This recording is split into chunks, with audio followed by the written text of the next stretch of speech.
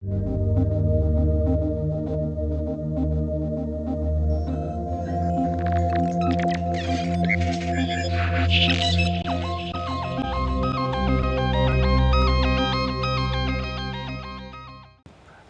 universo, nas suas maiores escalas, é muito diferente do que a gente vê à nossa volta. Tá bom. Tá?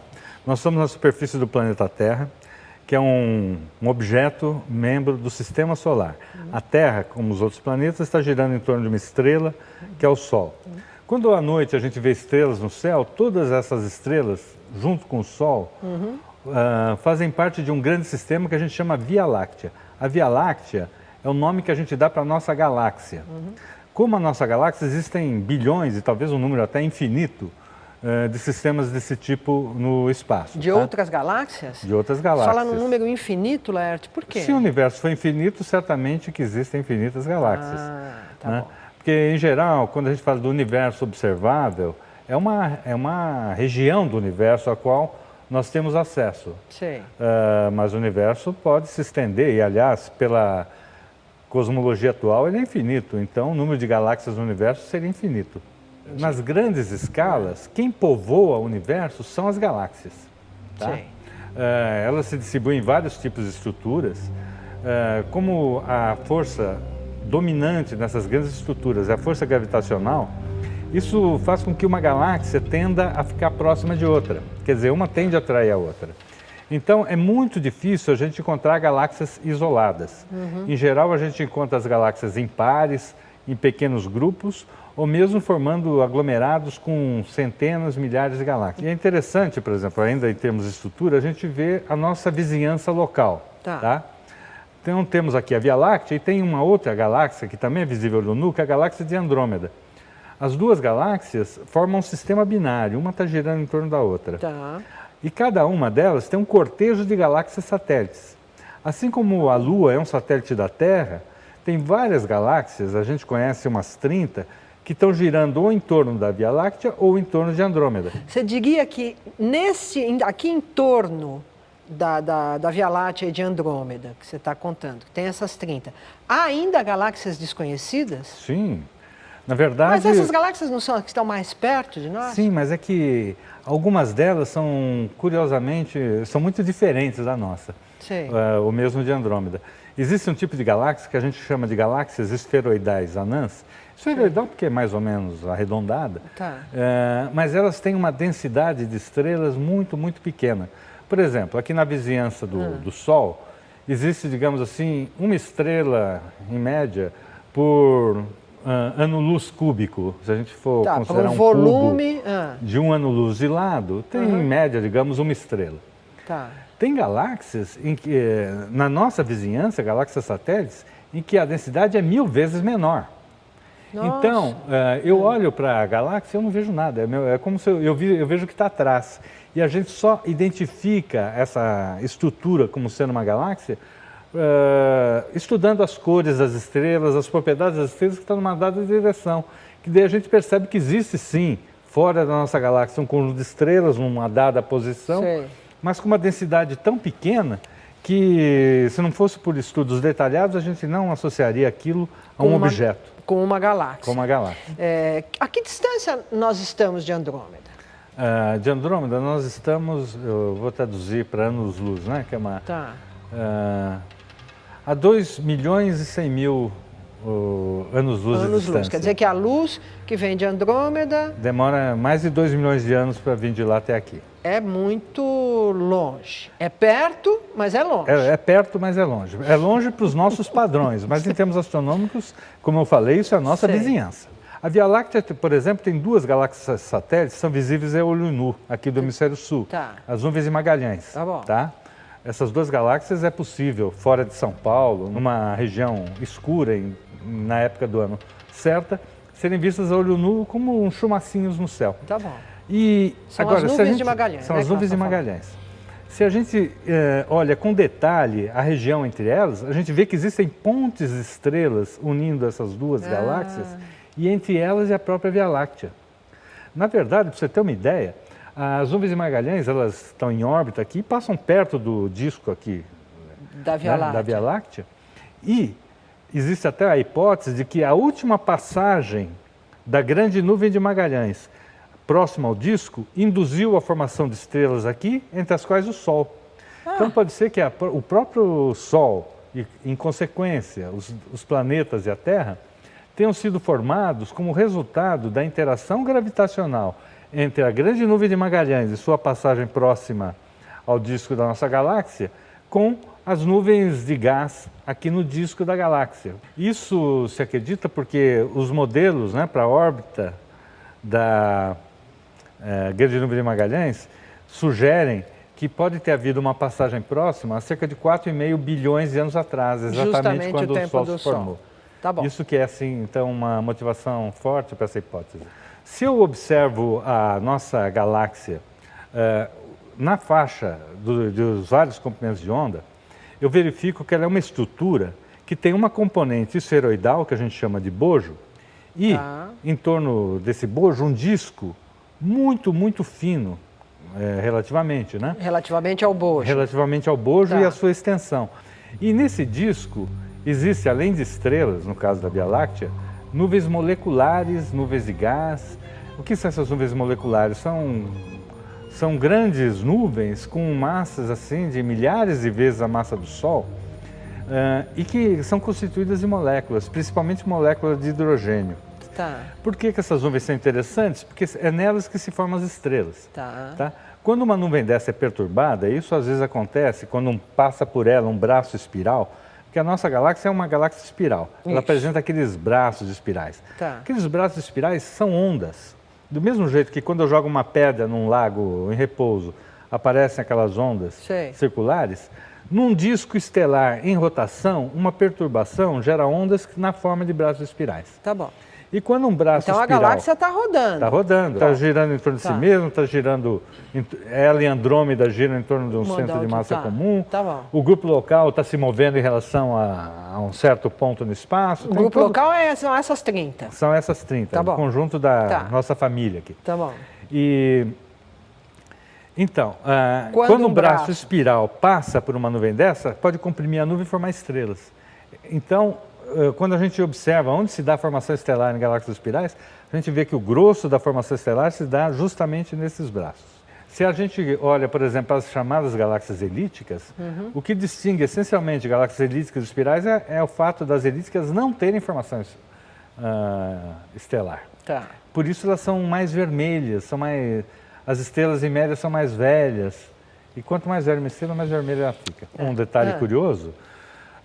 como Andrômeda e a Via Láctea estão uma atraindo a outra, exercem forças de marés uma sobre a outra, parte da energia orbital é transferida para a energia interna, para esses movimentos de estrelas. Em consequência disso, elas vão espiralar e vão se aproximar cada vez mais, até que daqui a alguns bilhões de anos elas vão se fundir e formar uma imensa galáxia que vai ser o resultado da fusão das duas. Das duas e dessas 30 em volta, porque se uma vai atrair a outra... Entre os satélites da Via Láctea tem uma galáxia chamada Sagitário, que nesse momento está sendo engolida pela Via Láctea. Jura? Sim. Que canibal. Então, o canibalismo galáctico é uma das principais formas de evolução das galáxias. Na verdade, se a gente vê como as galáxias evoluem, o principal mecanismo é o que a gente chama de fusão de galáxias, como esse que eu mencionei, mas principalmente, no caso da Via Láctea, ela está canibalizando galáxias satélites.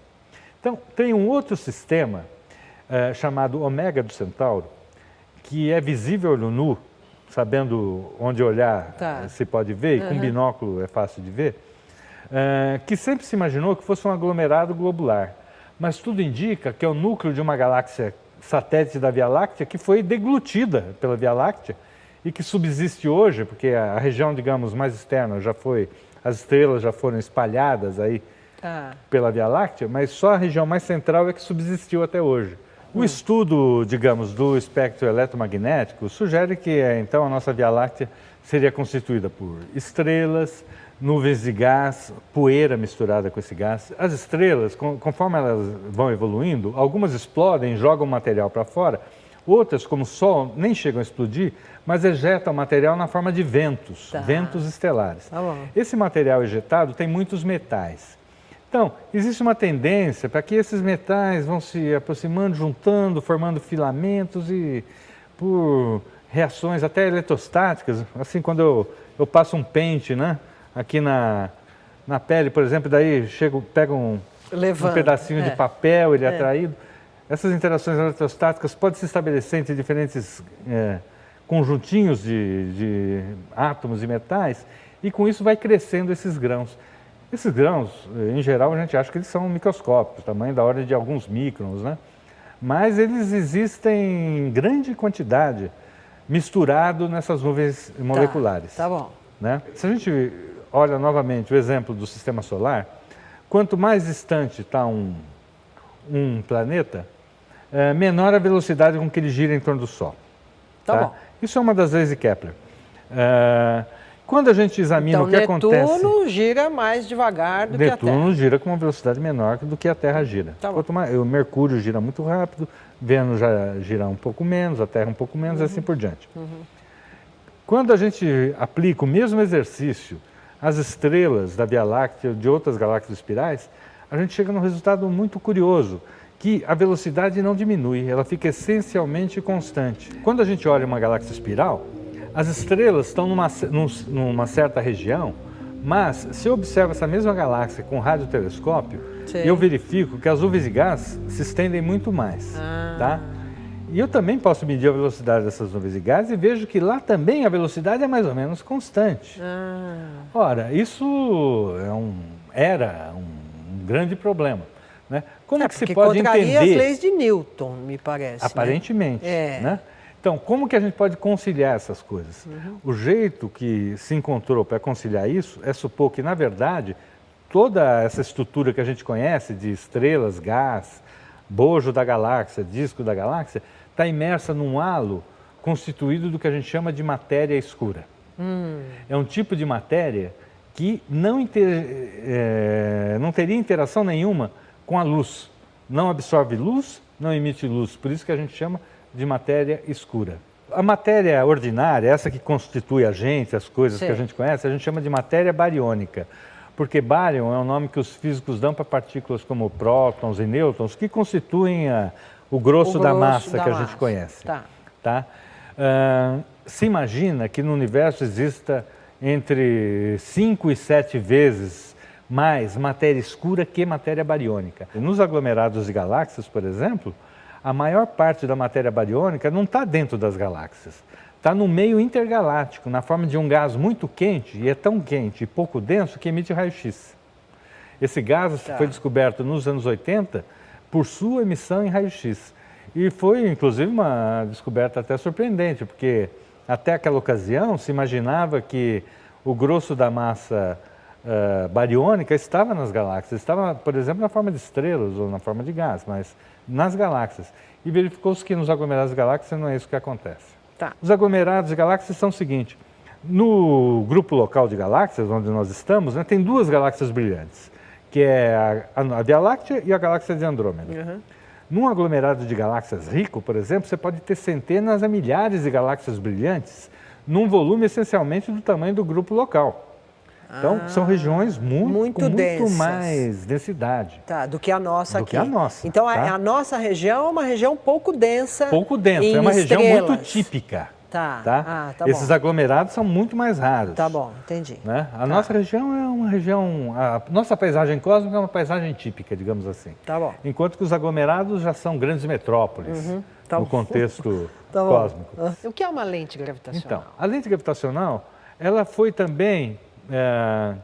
a base do efeito lente gravitacional é a deflexão da luz por um corpo massivo, que foi prevista pelo Einstein pela primeira vez, se não me engano, em 1911, né? E que foi confirmado pela observação de um eclipse total do Sol em 1919, em Sobral, no Ceará. Essa descoberta da deflexão da luz, né, em Sobral é que tornou Einstein estrela de um dia para o outro. Na relatividade geral, na verdade, não existe o conceito de força gravitacional. O que a gente chama de força se traduz na forma de curvatura. E a luz, de certo modo, acompanha essa curvatura. Bom, O Einstein, então, propôs a deflexão da luz, foi detetada em 1919, mas ele nunca achou que esse fenômeno poderia ter um grande impacto do ponto de vista da astronomia ou da astrofísica. Foi o Zwick, o mesmo que descobriu a matéria escura, a primeira pessoa a argumentar que, na verdade, aglomerados de galáxias podiam ser lentes gravitacionais muito fortes. Então, por quê? Porque você tem uma grande concentração de massa ali. Então, se você tem galáxias que estão atrás do aglomerado, elas podem ter, a sua luz vai sofrer modificações na trajetória, tá? E estudando, Porque então, a luz que vem de trás, por trás dessa galáxia, desse aglomerado, vai sofrer deflexões gravitacionais causadas pela massa do aglomerado. Tá. Então, por exemplo, a primeira evidência observada desse fenômeno foi no final, foi em 1979, né, final dos anos 70, quando se detectou o primeiro quasar duplo. O que era esse quasar duplo? No céu se via duas imagens, dois quasares, né, um do lado do outro, um perto do outro assim, que você olhando se diria que eram objetos separados, né? Porém, estudando aqueles quasares, se verificou que eram imagens do mesmo objeto, que na verdade tinha uma galáxia entre eles que atuava como uma lente. Então, você tem o quasar aqui, a galáxia lente aqui e o observador aqui. Então, o observador está vendo o mesmo quasar com a luz fazendo essa trajetória por cima e por baixo da lente. Tá, chegando inclusive em tempos diferentes. Chegando em tempos diferentes. A luz chegando em tempos diferentes. Inclusive, a gente pode monitorar a luz de cada um dos quasares e saber qual é a diferença de tempo. Pode ser, por exemplo, em geral, a gente encontra diferenças de meses a alguns anos. Tá bom. E tudo isso traz informações sobre a distribuição de massa da lente, coisas assim. Hoje em dia, as lentes gravitacionais são a mais preciosa técnica, digamos assim, que nós temos para a determinação de massa dessas grandes estruturas. Porque elas só dependem da quantidade de massa que um objeto tem, enquanto as outras técnicas que a gente tem para determinar massa dependem de algumas outras hipóteses que não necessariamente são válidas. Então, mas as massas inferidas pelos fenômenos de lente gravitacional são muito mais confiáveis. Tá. Então, no caso de aglomerados de galáxias, por exemplo, a gente observa imagens múltiplas. A gente vê a mesma galáxia, a imagem da mesma galáxia, em vários lugares do aglomerado. Né? E a gente vê galáxias... E como galáxias... vocês sabem que é a mesma galáxia e não outra? Então, bom, em primeiro lugar, você olha a cara da galáxia, você vê que essa galáxia aqui, nossa, é igualzinha àquela. Vocês reconhecem assim a galáxia pela direto, cara pela dela? Cara. Além do que, depois que você tira o espectro, você vê que todas aquelas galáxias estão exatamente na mesma distância. E tem as mesmas propriedades internas. Assim como esse quasar duplo, né? Sei. Porque foi assim que se descobriu que, na verdade, era um mesmo objeto, e não dois objetos próximos entre si. Os efeitos de lente gravitacional também deformam muito. Então, você tem uma galáxia que, digamos, seria esférica, mas, devido a esse efeito, você vê ela como se fosse uma estria. Sei, sabe? Entendi. Então, há muitos... E tem outros fenômenos também, que são menos visíveis diretamente, mas são, digamos, visíveis estatisticamente. E também, usando esse efeito, a gente determina as massas. Então, é assim que atualmente a gente determina as massas dos aglomerados. Quer dizer, essa é a principal técnica, usando lentes gravitacionais. E todas as medidas indicam que a matéria escura é dominante. É 6 a 7 vezes mais, 6 a 7 vezes mais que a matéria bariônica. Que idade tem a Via Láctea? Olha, é mais digamos, para chutar um número, de 10 a 12 ou 13 bilhões de anos. Então ela se formou quando se formou o universo, porque a idade do universo na verdade, não é as galáxias começam a se formar logo depois do Big Bang. Na verdade, elas começam a se formar, a gente pode dizer, quando o universo tem cerca de 500 milhões de anos de idade. É muito jovem. Bem novinho. As sementes delas já existiam antes, logo após o Big Bang, eventualmente. Mas essas sementes só vão poder crescer, germinar, depois que o universo, digamos assim, fica neutro. Porque logo depois do Big Bang, o universo é extremamente quente. Nessa fase, digamos, não existem átomos. Tá? Por exemplo, o hidrogênio, o átomo de hidrogênio é constituído por um próton com um elétron em volta. Né? No começo do universo, as temperaturas são tão elevadas, as densidades são tão grandes, que o próton e o elétron existem separados. Tá? Você não consegue formar um átomo de hidrogênio. Se você forma, imediatamente um fóton atinge aquele átomo, transfere energia para o elétron E separa. Você tem um banho em que os fótons e a matéria bariônica estão interagindo um com o outro o tempo todo. E por isso que, digamos assim, essa é uma fase do universo que a gente não conseguiria estudar oticamente, porque seria como se você está no meio da neblina. Os bárions não conseguem se aglutinar porque a pressão de radiação dos fótons não impede isso, não deixa. Tá?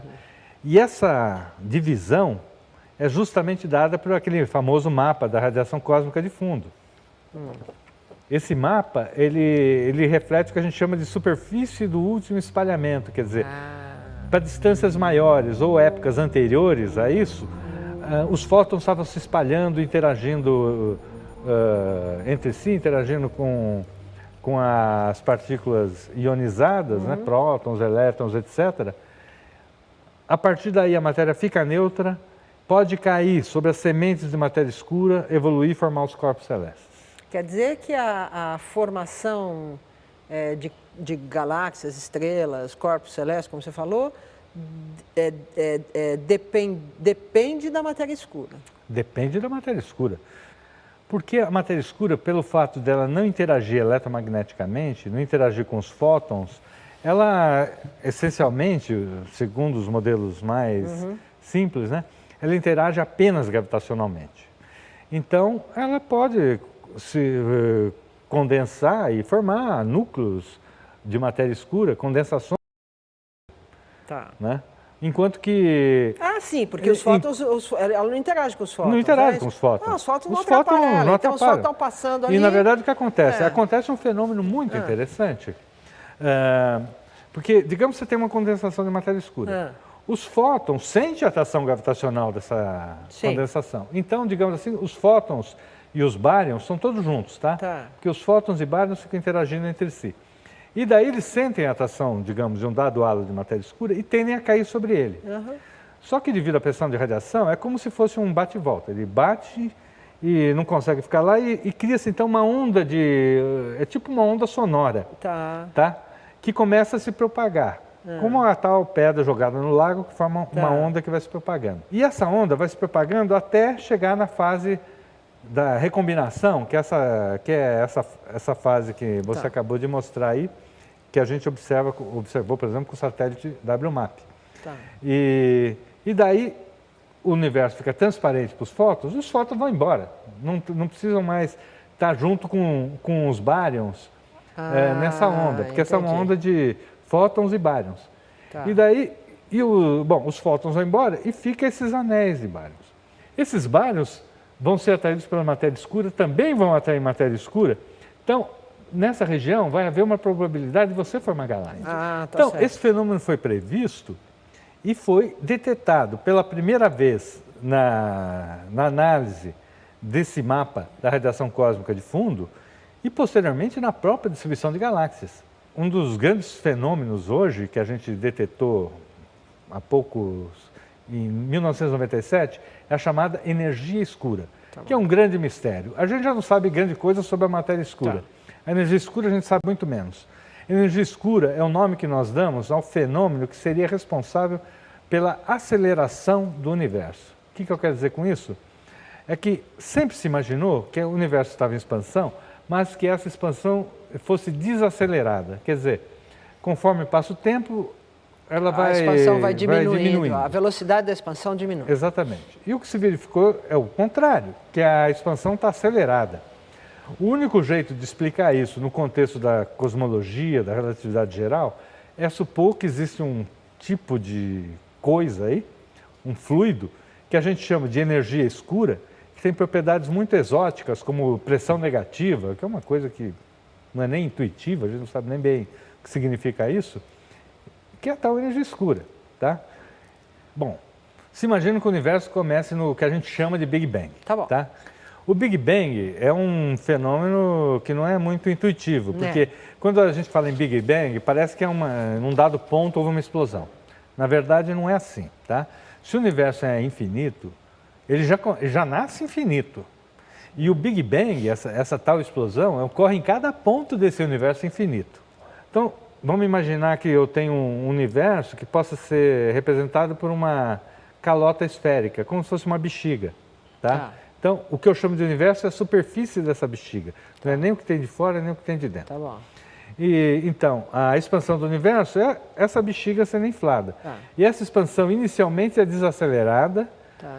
Por quê? Enquanto nessa fase, quem está dominando é essencialmente a matéria escura. Mas chega um momento que a energia escura começa a dominar. E quando a energia escura começa a dominar, a expansão que estava desacelerando começa a acelerar. Então, na verdade, essa energia escura empurra os limites do universo. Exatamente. Ao invés ela então se contrapõe à energia gravitacional. Exatamente. O pessoal chama, um jeito de chamar a energia escura de antigravidade. Ela tem um efeito de antigravidade. A energia escura, pelo que eu entendo, ela é o que mais tem no universo. É o que mais tem. Cerca de 70% do conteúdo de matéria e energia do universo na forma de energia escura. 30% matéria escura. A matéria bariônica, a matéria que a gente conhece, é 5% do total. E a energia escura e a matéria escura estão aqui entre nós? Estão aqui entre nós. Aqui agora? A gente pode estar sendo atravessado por partículas de matéria escura e podemos estar imersos nesse fluido, nessa coisa.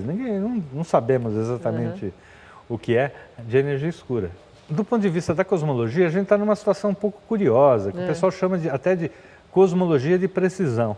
Porque existem várias observações muito, muito diferentes que todas apontam para o mesmo lugar, para esse mesmo cenário em que você tem um universo essencialmente de curvatura nula, em suas grandes escalas, com a expansão acelerada, dominado pelo que a gente chama de energia escura e de matéria escura. Essas evidências vêm de coisas muito diferentes. Do estudo das estruturas em grandes escalas, do estudo da radiação cósmica de fundo, que são esses fótons muito quentes que existiam no começo do universo, e que hoje depois estão se espalhando por aí. Hoje são muito frios, tem uma temperatura de poucos graus acima do zero absoluto. O estudo da composição química dos corpos celestes aponta também na mesma direção. Isso leva ao cenário de concordância cósmica. Agora, isso é, digamos, o cenário dominante, mas tem muitas outras teorias. Tem algumas teorias que nem competem essencialmente com esse cenário. Por exemplo, a teoria dos multiversos, tá? Porque, a rigor, veja bem, o Big Bang envolve uma física que a gente não conhece. A gente sabe que, nos momentos iniciais do universo, as densidades eram muito além das densidades que a gente sabe que, às vezes, a física são aplicáveis. A gente tem, na física, hoje em dia, duas grandes teorias que embasam o nosso conhecimento da física, que é a teoria da relatividade e a mecânica quântica. Ocorre que não necessariamente uma é consistente com a outra. Ao nível macroscópico, essa inconsistência não é aparente, mas ao nível microscópico, é tamanhos muito menores que o tamanho dos próprios núcleos atômicos. E essas escalas só são importantes, digamos assim, logo após o Big Bang. Nós sabemos que, nessa ocasião, essas teorias nossas não podem ser válidas. É necessário um outro tipo de teoria. Então, um tipo de teoria, por exemplo, são as teorias de cordas, que procuram explicar ou promover uma fusão entre a relatividade e, por exemplo, a mecânica quântica. E aí é que entram em cena os multiversos. E daí tem muitos cenários possíveis, né? Por exemplo, vários cenários associados à teoria de cordas. Então, pode ser que nós vivamos num universo de 10 dimensões e o universo quadridimensional que nós experimentamos na nossa vivência cotidiana, digamos assim, 3 dimensões de espaço e uma de tempo, seja uma sub-região dentro desse universo de dimensões maiores. Então, muito obrigada pela entrevista. Meu prazer.